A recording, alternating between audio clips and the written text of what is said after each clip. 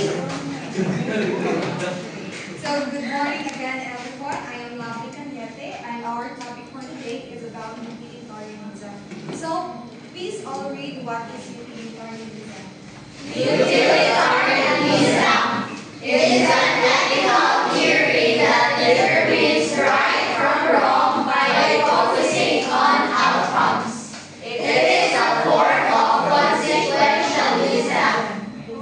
So, utilitarianism is a moral philosophy that articulated by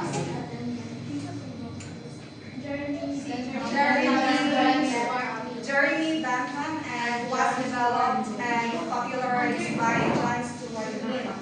So utilitarianism is a moral philosophy that judges the rightness or wrongness based on its consequences. And utilitarianism, the goal of utilitarianism is to maximize the betterment for everyone and minimize the harmness for the people. Nasabtan ba? Yes.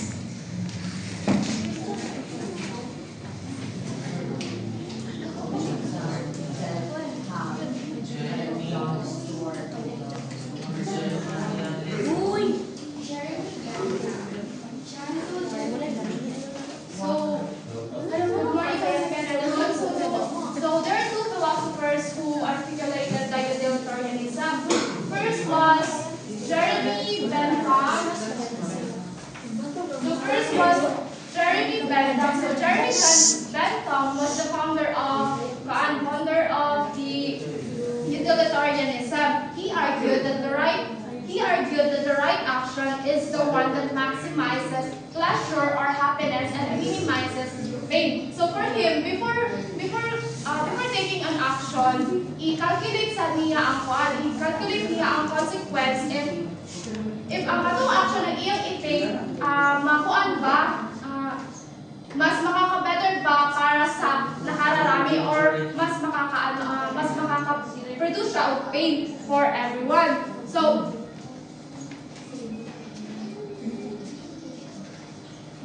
Jeremy Bentham is often associated with quantitative utilitarianism as his philosophy heavily relied on hedonic calculus. So hedonic calculus is also known as philosophic calculus. It is actually a method that calculates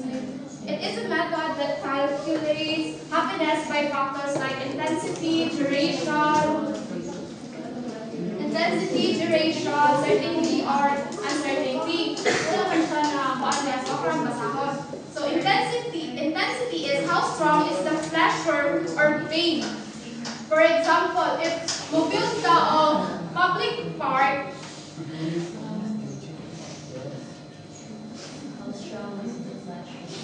yes, if ever na mo-build ka of public park, how strong is the pleasure for everyone? If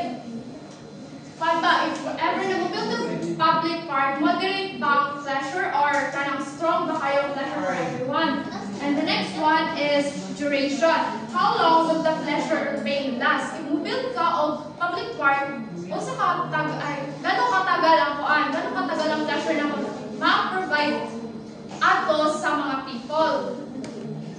Dayon. Next one is certainty, likely to bring excitement and convenience. If mo build pa kang park, it is likely to build enjoyment or excitement for everyone. Dayon, remoteness is immediate benefit. If ever mo build kang public park, ang effect ba ato, ang pleasure ba ato is makita dayon, or not? Let's proceed to John Stuart Mill. So John Stuart Mill is he is a philosopher and economist who expanded Jeremy Bentham's ideas on utilitarianism. He is actually a student of Jeremy, diba? So Jeremy Bentham argues that all pleasures are equal. On the other hand, John Stuart Mill argues otherwise. He believed believe that pleasures are not equal. Distinguish niya by two categories. The higher pleasures which are intellectual or katong mga gagamit og cognitive like reading, art, etc. And on the other end, katong usa is lower pleasures. If lower pleasures is kanang physical needs nato like drinking and eating. And so, kay John Stuart Mill, he believed that John Stuart Mill believed that higher pleasures is much valuable than lower pleasures. Do you agree with him? Do you agree with John Stuart Mill na iyong belief is ang higher pleasure is much valuable than lower pleasure? Sige daw, may ano? Agree ba ko the question is, agree ba ko higher pleasure is Much valuable than lower pleasure. Like, no. Okay, sa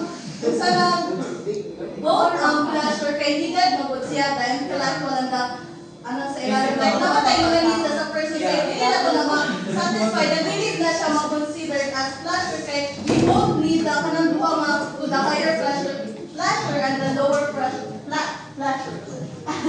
So if atong giway og isa ra boy mas niya dapat balance kay pareha mo ba nang needed nato as human so dili ko mo agree niya na ay mas kana more high iya ang kuan So, di ba si Jeremy, he proposed the hedonic calculus. He proposed the hedonic calculus, which is a method for calculating happiness. So, for Jeremy, ang moral decision is just a matter of numbers. While whichever action produces better happiness for everyone is the morally right decision. So, do you agree with Jeremy? Arna? Do you agree with Jeremy? Okay. Jeremy is the one who introduced hedonic calculus, which is a method for calculating happiness. And he says that a moral decision is just a matter of numbers. when it comes to happiness, he argues that happiness leads to the more the happiness that is a morally right. Yes. For me, no, because some morally right actions leads to sacrifices that makes a person sad. May some sacrifices na morally right pero dili pa patay ko. Yes. So I agree with Arna on that. So I agree with Arna on that. Sa Jeremy, nag-focus siya sa numbers or quantitative. While on the other hand, si Neil naman, nag-focus siya sa qualitative or sa qualities of pleasure. He emphasizes the individual liberty or the freedom of choosing ikaw mismo ang mo choose sa iyong galingon. Yes. He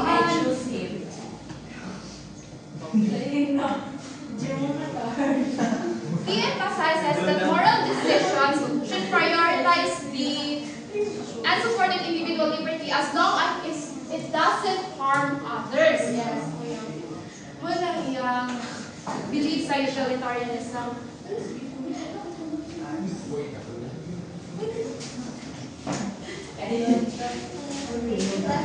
Proceed to the types of utilitarianism. So there are 3 types of utilitarianism, and the first one is utilitarianism. So Miss Ivy, can you please read and call a friend to give an insight?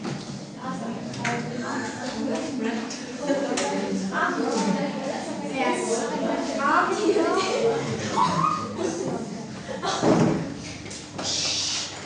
Utilitarianism is a moral theory that judges the rightness of an action by its consequences. It states that an action is right if it produces the greatest amount of good for the greatest number of people. Leslie. Okay, Mr. Leslie. So, utilitarianism is a moral theory that judges the rightness by its consequences. It states that an action is right if it induces the greatest amount of good for the greatest number. So the act utilitarianism is ang iyang theory is the focus siya sa like if you act good morally to that many people or sa imong focus ka na sa group, it is considered as act utilitarianism. Diba? Based on my understanding, act utilitarianism means that your action is morally right based on the consequences if it is good to a lot of people or in a universal level. Yes, thank you, Dudley Arnett. You are correct. So, utilitarianism is a form of utilitarianism that judges morality based on whether it is good to greatest number of people in that specific situation. That means the action is right if it benefits more, just like Arna said, more people overall, even if some individuals may suffer. For example, lying to protect your friend. So you lie to someone who is looking to harm your friend, telling them you don't know where your friend is. So do you think kanang iyang paglay is good? No. Yeah. Well, sa act utilitarianism is good daw kung iyahang gibuhat kay iyang giprotektahan man iyahang friend nga sa possible nga tao nga harm sa iyang friend.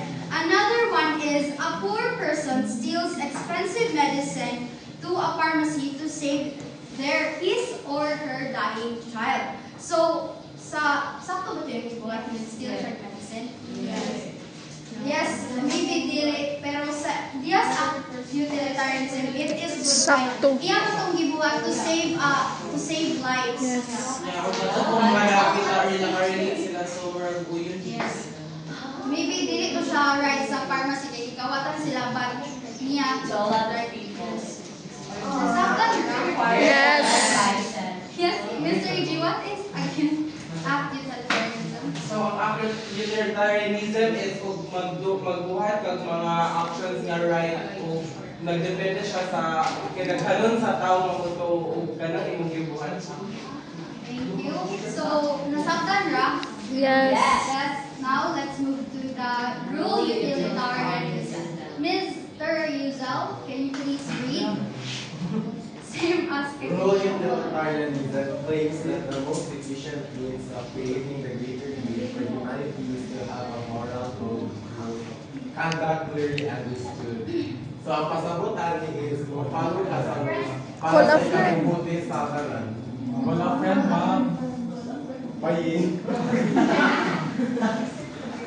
So this is just my understanding. So when we say rule utilitarianism, it determines the rightness and wrongness of an action if it conforms to the law. So follow siya og law. So ang action is sakto siya, right siya or wrong if nag-follow siya sa law. For example, kanang kuan naway law madili magkuan sa abortion wala dili. Kuan katong right siya nga di ba like nga okay ra nang upalit og mga kuan contraceptive pills nga. So once siya in rule utilitarianism, it is considered right because nag-conform man siya sa law, which is kanang law is approved na siya sa uban, and that action nagkuan siya, nag-determine siya sa rightness and wrongness. Thank you. You are absolutely correct. So, rule utilitarianism is an action is morally right if it follows a rule when generally followed leads to the greatest good or usually happens for well-being for the greatest number of people. So, diri, kaganiya, ang act utilitarianism is wala siya i-follow na rules, di ba? So, diri, naa siya i-follow na rules. So, for example, sa cheating sa class, sa utilitarianism is okay ra to as long as wala siya ng harm nga kuan tao. But there sa rule utilitarianism is bad to siya kay iyang example una-una sa rule utilitarianism, if it is unfair to those who study para makapasar anak ng test tapos amuban mag-cheat para it is a very karang it is a very sa school, so muna ma-for yes. How I like it. I mean, so anyone can compare nilang dua? Say, Erica, can you compare?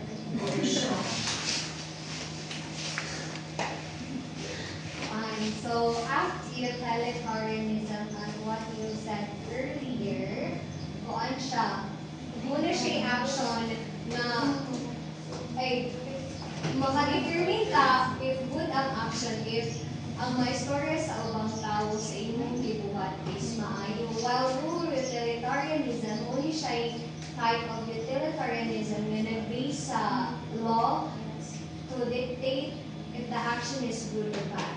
Yes, thank you. Angela, Una na, city kami so nakasabot dira sa atong rule utilitarianism. Yes. So I'll give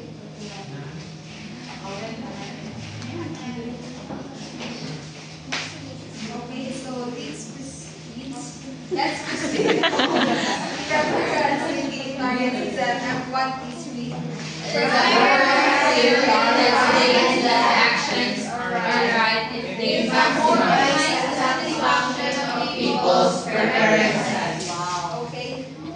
Sige, Marika, please read your Correct and so when we say preference utilitarianism, it is where your action is right if na-satisfy ang tao nga ang usa ka tao sa iyang preference, like imong gibuhat ang gusto sa uban. Yes, you're absolutely correct.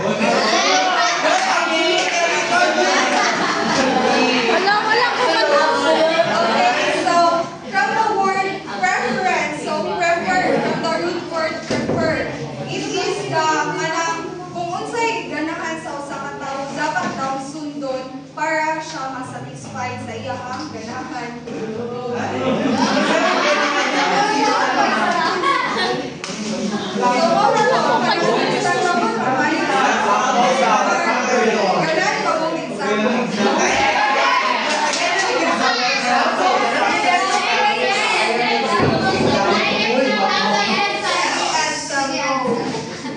Wow, what level of satisfaction?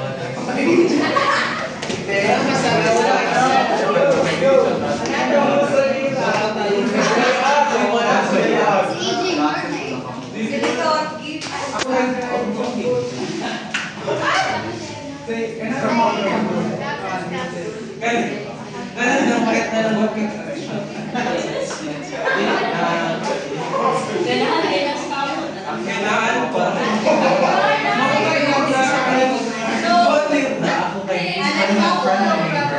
Utilitarianism is choosing a course nga basigod sa imong preferences and not the preference of other people or imong parents. Bisag magayon ka nga anay ibang people nga mo ilang motive nga ano ka na yan gikuha nga course nga dili man sa ano ba course siya unusual and dili siya dapat ano ba sa mindset o ba na dili compare ang preference utilitarianism is kung sa preference na ng person diya go magtuan. Yes, correct. So, preference utilitarianism, mo akong example. Like for example, imuhang mama is gasakit, then dugay na bedridden na siya ba? And then, ganahan mo nga mas manang mabuhi pa siya o